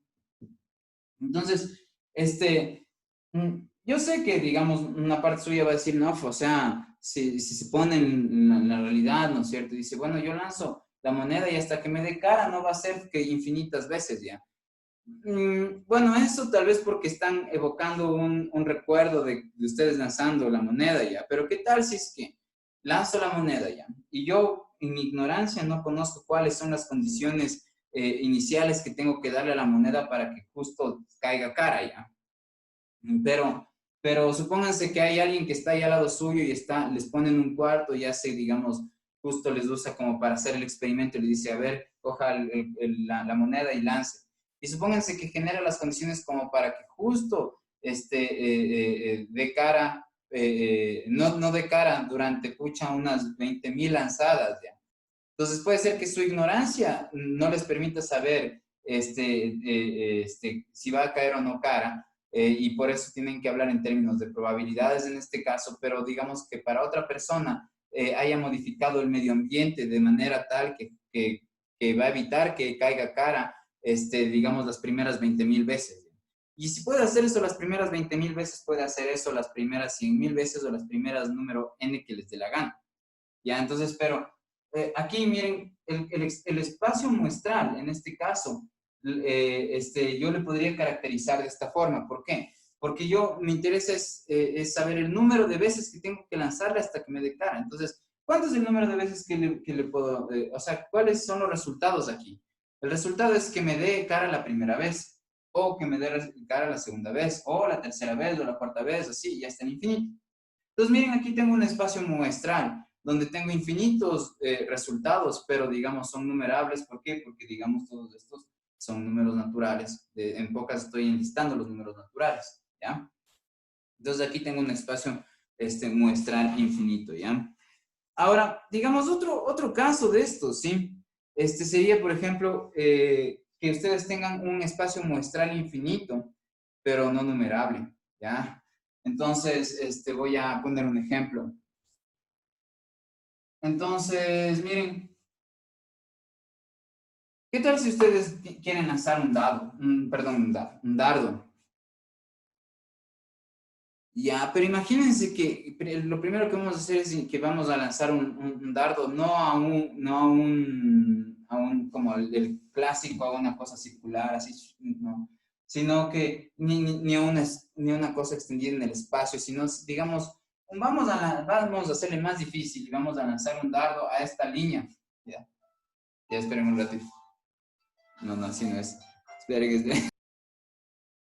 Ya, entonces, digamos, en este experimento lo que yo les decía es que, ¿qué tal que a donde queremos apuntar el dardo es a esta línea ya? Entonces, supónganse que son súper buenos para lanzar ya dardos, o que, digamos, más que dardos están justo en una superficie horizontal con una vaina así apuntando ya. Entonces, como que eso no se puede ir ni arriba ni abajo y ustedes solamente tienen que apuntar a distintas partes horizontalmente, digamos, de este blanco, ¿ya? Entonces, de ley, uno de los posibles resultados es aquí, y acá, y acá, y acá, acá, acá, así, en todos los puntos que compongan esta línea. Entonces, digamos, ¿cómo yo podría aquí, ¿cómo se llama? Expresar los resultados de este experimento, lanzar el dardo sobre este blanco unidimensional. Entonces, ustedes podrían decir que, digamos, son todos, si yo pongo aquí el origen de coordenadas, ¿no es cierto? Los resultados serían todas las coordenadas de X, valores de X, tales que su X pertenece o puede ir desde, digamos, supónganse que aquí está la distancia 0 y aquí está la distancia 10. Entonces, todos los X que van desde 0 hasta 10, ¿sí? Entonces, ¿cuántos X hay? ¿Cuántos valores cuántos X hay en este elemento? Puede ser el 0, el 0.00000001, el 0.000002, y así hasta llegar al 1, el 1 punto tal, ¿no es cierto? Y así hasta llegar al 2, y así hasta llegar al 10. Entonces, hay un conjunto, miren, de 0 a 10, este intervalo es un subconjunto del conjunto de todos los reales, ¿no es cierto? ¿Cuál es la cardinalidad? ¿A qué me refiero con cardinalidad? La cardinalidad es contar cuántos elementos tiene un conjunto. Los reales son un conjunto. ¿Cuántos elementos tiene ese conjunto? Pues infinitos, ¿ya? Y es un infinito, como les menciono, más grande que el infinito de los números naturales. Teorema de Cantor se llama eso. Ya, ahora, digamos lo que demuestra, eso se llama teorema de Cantor, ¿ya? Ahora, aquí, lo que tienen que saber es que la cardinalidad de los reales es la misma cardinalidad que este subconjunto de los reales. Es decir, aquí hay ¿cuántos números hay aquí del 0 al 10? Hay un conjunto infinito de números. ¿Qué tipo de infinito? El mismo número infinito que tienen todos los reales. Es así. Digamos, es raro, pero ya así es. Ya. Como no es un curso justo de teoría de esto, de los números, ¿no es cierto? Entonces no compete explicar más allá el porqué de eso, ¿ya? Pero, digamos, aquí hay, digamos, un conjunto de números que de la cardinalidad de los números reales. Y justo el hecho de que los números reales tengan esa naturaleza, de que sean ese número, ese infinito, distinto al infinito de los números naturales, o más bien, son el número de números que son los reales y también es el número de números que hay aquí, infinito, debido a que el tipo de infinito que son es debido a que, digamos, no son numerables. Aquí tampoco son numerables, digamos. Bien, ¿cómo puedo yo decir que sean numerables o enlistables, digamos, los resultados? Si es que, por ejemplo, un resultado es del 0 y el otro, el siguiente, ¿cuál es el siguiente en la lista? No es del 1, no es del 0,1, no es del 0.001, no es de, y así, ¿cachan? Entonces, este conjunto es infinito, pero no numerable. Y este conjunto, digamos, podemos tener otro, ya así, está un poco raro, ¿no? Podemos tener otro experimento parecido a este. Y ese otro experimento, digamos, viene a ser este clásico, así, ¿no?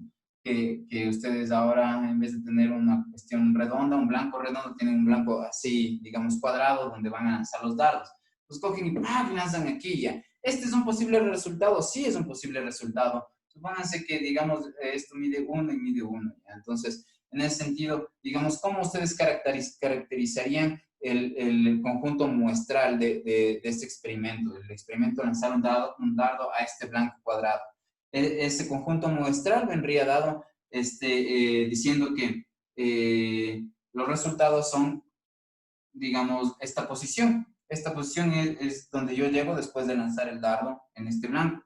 Pero esta o esta o esta, cualquier posición de aquí, es decir, ¿y cómo yo caracterizo matemáticamente esas posiciones? Pues hablando del conjunto de todos los pares ordenados, es decir, de todos los puntos que tienen coordenadas X y Y, en este caso tales que, digamos, el X y el Y van desde 0 hasta 1, ambos no, tanto el X como el Y. ¿Ya? Entonces, miren, otra vez aquí, como el X y el Y pueden tomar cualquier valor de los números reales que van entre 0 y 1, entonces este conjunto tampoco es numerable. No es numerable porque, otra vez, yo puedo decir, bueno, ¿cuál viene después de, por ejemplo, yo tengo esto, ¿no? 0.35, 0.75. Y supónganse que mi dardo da, que este punto de aquí tiene estas coordenadas, es decir, mi dardo da en este punto, ¿no es cierto? Y yo digo, bueno, ¿cuál es el valor, la coordenada X inmediatamente posterior a esto? Yo lo puedo enlistar, le puedo decir que hay una coordenada X que va inmediatamente después de esto. Pues no, Porque ¿cuál sería? ¿El 0.36? No, porque el que sería inmediatamente después, tal vez yo podría pensar, bueno, es 0.55, pero también no, porque también puede ser el 0.3555 y así, ¿cachan? Entonces, esto tampoco es un conjunto numerable, sin embargo, es un conjunto muestral infinito, infinito no numerable, ¿sí? ¿Ya? Ahora sí. Entonces, bueno, una vez que tenemos esto, otra, concepto aquí importante, o definición más bien importante, es el de evento, ¿ya? ¿Por qué es importante? Porque nosotros, y esto es importantísimo, ¿ya? Es que las probabilidades están asignadas a eventos, ¿sí? No están asignadas a los resultados del conjunto muestral. A cada uno de los elementos del conjunto muestral no están asignadas las probabilidades. Las probabilidades son números que se les asignan a eventos. ¿Y qué son eventos? Eventos son subconjuntos. Cualquier subconjunto del conjunto muestral se le llama evento. Entonces, un evento sería que es un subconjunto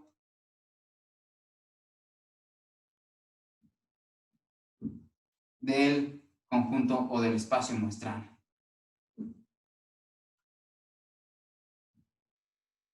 ¿Sí? Entonces, por ejemplo, si nosotros tenemos aquí esta cosa así, ¿no? De que decimos, bueno, ya, ajá, ¿cuál sería un evento aquí otra vez si mi experimento es lanzar el dado a este blanco? Entonces, un posible evento es que, por ejemplo, dé en esta parte de aquí, en este sector. ¿Sí cachan? Entonces, ahí, digamos, ¿cuáles son todos los posibles resultados? ¿Cuál es mi conjunto muestral? Todos los puntos que están aquí adentro, ¿no es cierto? Si yo les pintara de negro a todos estos puntos que están adentro de este cuadrado, pues todo el cuadrado sería negro. Entonces, digamos, yo digo, no, yo no quiero considerar todos el conjunto muestral, todos los resultados, sino solamente ciertos resultados. Entonces, estos ciertos resultados que me interesan a mí, en este caso, yo puedo decir, bueno, pueden corresponder a todos los resultados que van de esta línea para arriba, ¿sí? Ya, ahora, digamos, el hecho de que el dardo de aquí, aquí, acá, acá, digamos, si es que cojo y lanzo el dardo y el dardo de repente da aquí, entonces yo digo que el evento ocurrió. ¿Sí? Supónganse que lanzo el dardo y el dardo de acá, entonces el evento no ocurre, ¿sí? ¿Ya? Entonces la cuestión es que, como les menciono, y otra vez esto es importante, las probabilidades son asignadas a los eventos, entonces las probabilidades, probabilidades son asignadas a los eventos, ¿sí? A los eventos. No a cada uno de los resultados, no a los resultados del conjunto muestral o los elementos del conjunto muestral, sino a los eventos, ¿sí? Ahora, claro, uno sí puede considerar como evento, o sea, los eventos son conjuntos, pero uno sí puede considerar como evento a un conjunto que contenga un solo elemento. Es decir, supónganse, digamos, el par X, Y, ¿sí? Digamos, este punto de aquí tiene coordenadas X y coordenadas Y, ¿ya? Voy a poner un número para que no se confundan, ¿ya? Entonces, digamos que el par es 0.3 y 0.7, ¿ya? Digamos que este punto tiene estas coordenadas y es un resultado de lanzar el dado que haya caído en esta posición. Esto de aquí por sí solo, digamos, no es un evento, pero si es que yo le considero como el único elemento de este conjunto, yo a este conjunto sí le puedo llamar evento, ¿ya? Entonces, pilas con eso. O sea, sí es distinto, ¿ya? Sí es distinto considerar, digamos, una agrupación de elementos regados a considerar que esos elementos regados yo les agrupo, ¿sí? Así sea que solamente me considero uno de esos elementos, pero como que le agrupo, le meto en un conjunto, le hago parte de un conjunto, ¿ya? ¿Por qué hay diferencia? Bueno, fíjense que, digamos, si uno trata de concebir la identidad de algo como un conjunto de propiedades, ¿ya? Supónganse que de este marcador, ya dicen, bueno, este marcador es algo, es una entidad, un objeto que tiene, digamos, una forma cilíndrica como la que están viendo, ¿sí? Y tiene colores verde aquí y verdecito más acá, y aquí una serie de colores entre blanco y grises. ¿Ya? Supónganse que esa es su descripción de esto a través de esas propiedades. ¿Ya? Pero miren, ¿qué es lo que pasa? Este objeto de acá también tiene esta forma, ¿sí? Este objeto de aquí también tiene la misma longitud, tiene, digamos, por ejemplo, el color verde que está aquí lo puedo encontrar, no sé, en alguna planta en particular. ¿Ya? Entonces, la cuestión es que la pregunta es, ¿por qué, digamos, el color verde extrae simplemente la propiedad verde de esa planta? Más la forma de esto no forman este individuo, ¿sí cachan? Entonces, digamos, no basta con que la identidad de algo sea una especie de enunciación de propiedades, sino que estas propiedades tienen que estar agrupadas. Entonces hay una diferencia entre, digamos, un individuo donde las propiedades estén agrupadas, por ejemplo, todas aquí mismo, a que yo considere un individuo donde las propiedades las escoja así dispersas, ¿no? De la planta que está por allá y la forma, miren, el color de la planta que está por allá, digamos, y la forma esta, de aquí no forman un único individuo ya, pero aquí el color y esta forma, este color verde y esta forma, sí forman este individuo, a pesar de que este color y esta forma son las mismas que tienen tanto la planta como esta. Entonces, sí es importante, digamos, cuando nosotros hacemos una agrupación, hacemos, digamos, este imán, esta goma, esto que unifica a estos elementos, genera una nueva entidad, ¿sí? No basta con que simplemente estén las partes regadas por ahí, sino que tienen que estar agrupadas. Entonces, el acto de agrupar es importante, ¿sí? Entonces, miren, eso es bien importante que nosotros lo que hacemos es asignar probabilidades, es decir, asignar un número al que le llamamos probabilidad a los eventos. Y los eventos otra vez son ¿qué? Son subconjuntos del espacio muestral. ¿Ya? Bacán. Entonces, ahora, la cuestión es que ahora ya estoy hablando de las probabilidades, ¿no es cierto? De que las probabilidades las asignamos al conjunto muestral, digo, a los eventos, ¿no es cierto? Ahora, ya matemáticamente hablando, ya como que yo digo, bueno, es un número que se le asigna a los eventos la probabilidad, pero ¿qué tipo de número?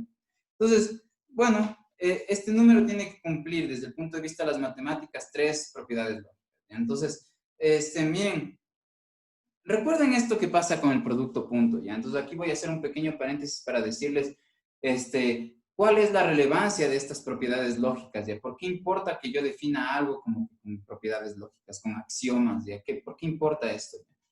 Entonces, miren, voy a hablar, para hacer relevante eso, voy a hablar un poco del producto punto. Entonces, supónganse que ustedes tienen el vector A y hacen producto punto con el vector B, ¿ya? Y la cosa es que ustedes saben que, digamos, voy a hablar solamente en dos dimensiones. Entonces, digamos que el vector A es el vector de componentes AX en Y más AY en J, mientras que el vector B es el vector de componentes BX en Y más BY en J. ¿Ya? Entonces, aquí el AX, AY son números, es la coordenada X, la coordenada Y del vector A, y el BX y el BY son números también donde la coordenada X y la coordenada Y del vector B, ¿sí? Ya, entonces, cuando digo son números, ya, yo sé que todos aquí pueden cambiarse los símbolos por números, ¿no? Pero sí hay esta diferencia entre qué es una constante y qué es una variable, ¿no? Entonces, dentro de una expresión, a lo que le terminamos llamando variable es aquello que que puede ir cambiando, ¿no es cierto? Puede ir adaptando concretándose en distintos valores. Mientras que la constante no, digamos, las entidades o los términos en una expresión que tienen el rango de ser constantes, digamos, justo no cambian, mientras las variables sí pueden ir cambiando. No quiere decir que esta constante no pueda adquirir distintos valores, no puede ser, digamos, si yo pongo en esta ecuación y igual a mx más b, y yo hablo de esta constante, sí. Cuando yo digo que esto es un valor concreto, a lo que me refiero no es que esto está determinado a ser 2 y punto y nunca más puedo escribir otra expresión sin que aquí esté el 2 o que este es 3, ya no. Este m puede convertirse en cualquier número real. Este x también puede convertirse en cualquier número real, pero una vez que este m se convierte en algún número real, se queda como eso. Mientras que el x toma momentáneamente valores de números reales y puede después tomar otros valores. Entonces, claro, aquí, estos de aquí tienen como roles de constantes, solo que yo no conozco cuáles son, o no me importa cuáles son esas constantes en particular. En fin, si yo hago este producto punto, entonces yo tengo dos opciones ya de obtener el producto punto. Una es, digamos, cojo el módulo de A, es decir, ya el módulo de A más el módulo de B, es decir, esto de aquí, ¿no es cierto? El A con esta flechita, este vector, gráficamente sería una flecha, ¿no es cierto? Esta flecha tiene una longitud, esa longitud es el módulo, ¿no es cierto? Ya. Y esto tengo que multiplicarle por el coseno del ángulo que hay entre estos dos. Entonces, esta es la flecha A y esta es la flecha B. Yo puedo, este sería el teta, entonces el coseno del ángulo que hay entre los dos sería lo que yo debería calcular por el producto de estos módulos para obtener este valor. Esto me da, cuando yo hago este producto me da un número real. Supónganse que me da 2, ¿ya? Supónganse que me da 2. Ahora, de lo que yo quiero hablar es que, miren, yo puedo obtener ese mismo valor 2, exactamente ese mismo valor 2, si es que yo hago estas operaciones, en cambio. ¿Ya? Si es que yo hago AX por BX más AY por BY. Entonces, a mí siempre me pareció esto fascinante, digamos, así como que dije, chuta, ¿por qué? Porque miren, el lado derecho de este lado, del producto punto, es un conjunto de operaciones distinto, que no tiene nada que ver con las operaciones de acá. Aquí no hay ni una función trigonométrica, ninguna relación trigonométrica. Hay las componentes, y de hecho, lo que compone las operaciones de aquí son cuestiones distintas a lo que compone las operaciones de acá. Sin embargo, siempre me va a dar el mismo número si es que yo saco el producto punto, ya sea con esta forma o con esta forma de dos vectores, ¿sí? Sea cual sea dos vectores que yo escoja y saco el producto punto de esta forma, me va a dar lo mismo que si yo saco el producto punto de esta forma. ¿Por qué? ¿Ya? Y la razón es que, digamos, tanto esto como esto son simplemente formas de expresar, formas en las que se concretan, ¿qué? Reglas. Unas reglas lógicas. Estas reglas lógicas vienen dadas en axiomas. Entonces, todo el conjunto de operaciones que cumplan, digamos, que permitan concretar esos axiomas, entonces pueden llamarse producto punto y nos van a dar el mismo resultado.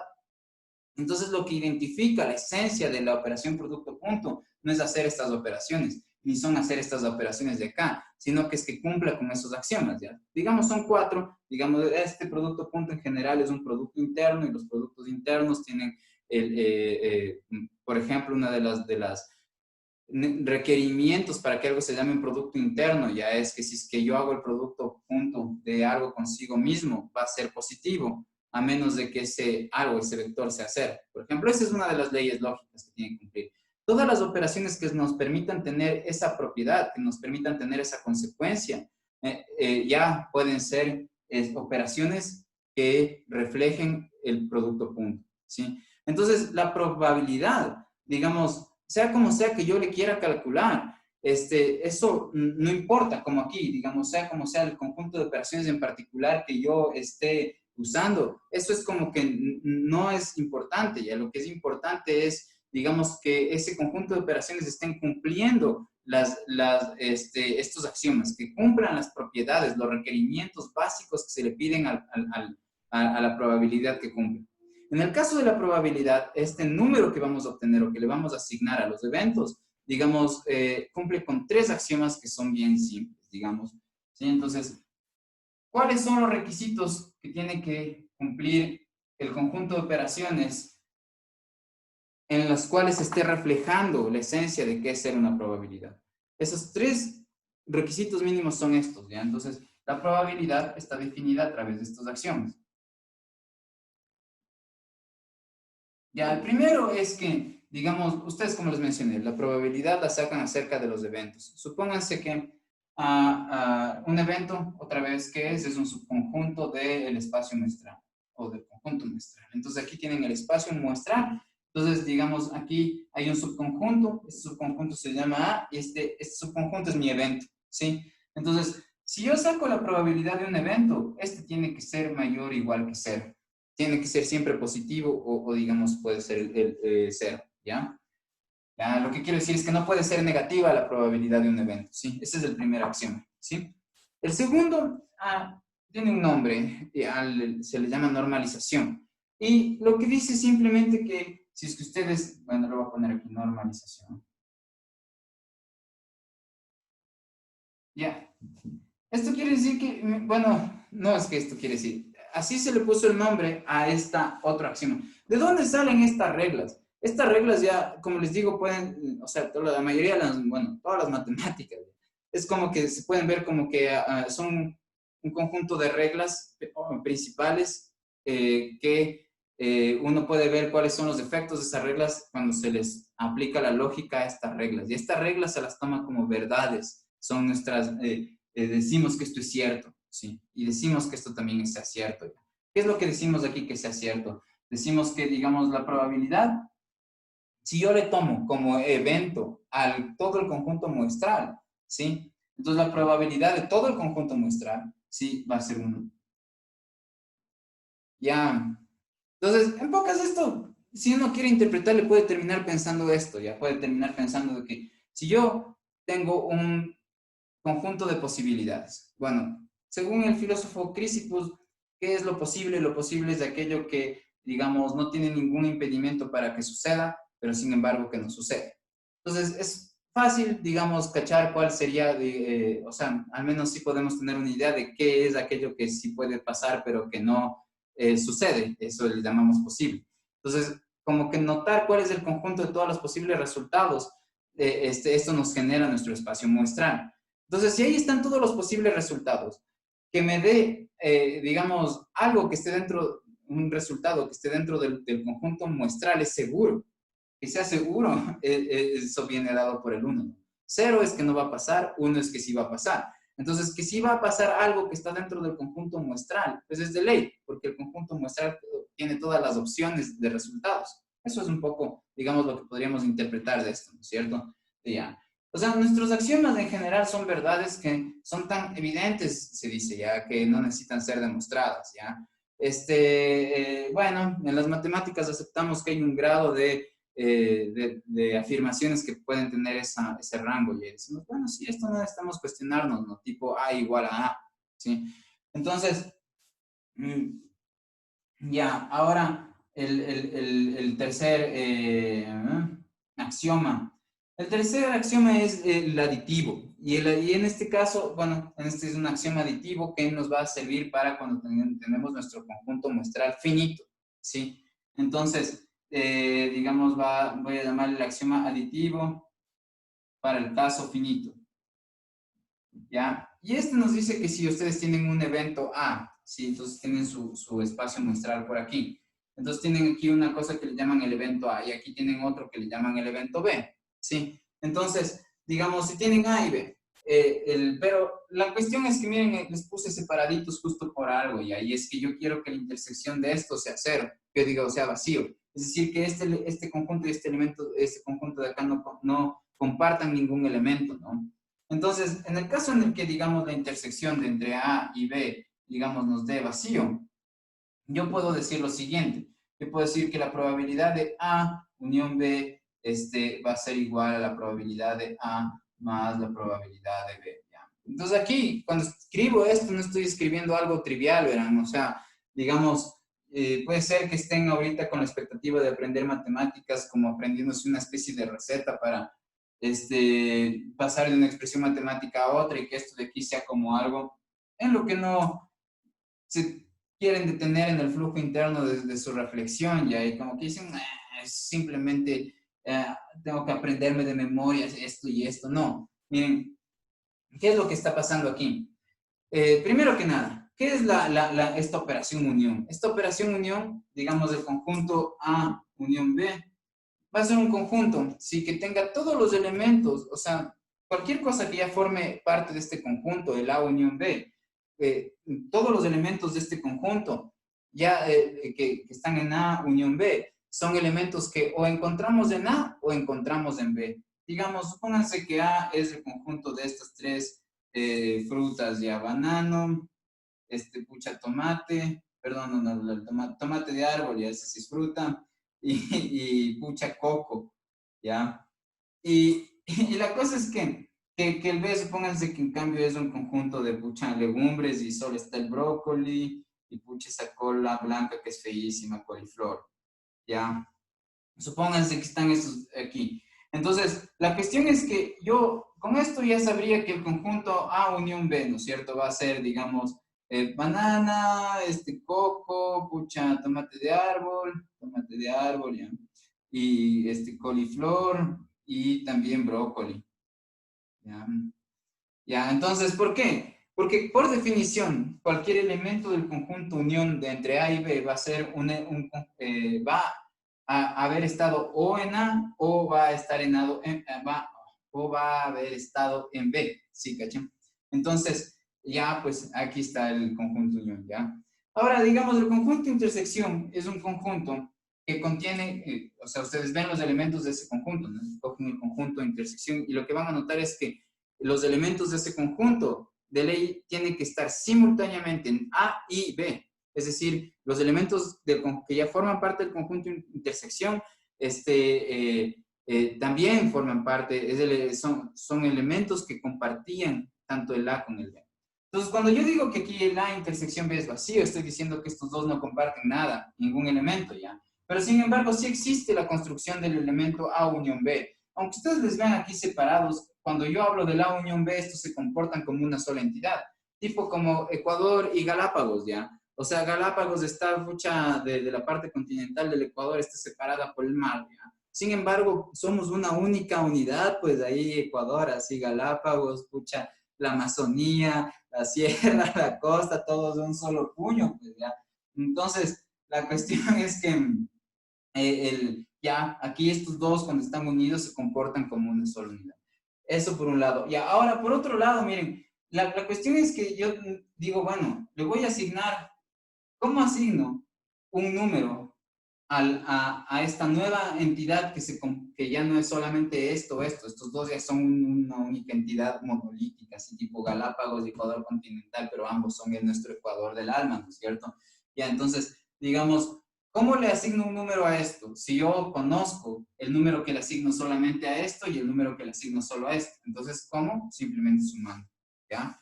Entonces, la probabilidad de que algo, de que un evento A unión el evento B ocurran, va a ser la probabilidad de que dé el evento A más la probabilidad de que dé el evento B. Eso es lo único que está diciendo esto de aquí. Pero eso sucede solamente cuando los eventos son disjuntos. O ya, disjunto significa en este caso que su intersección sea vacía, ¿ya? Digamos, estrictamente hablando, yo debería decir que son disjuntos 2 a 2, ¿ya? Pero en este caso, como solo hay dos elementos, basta con decir que son disjuntos, ¿sí?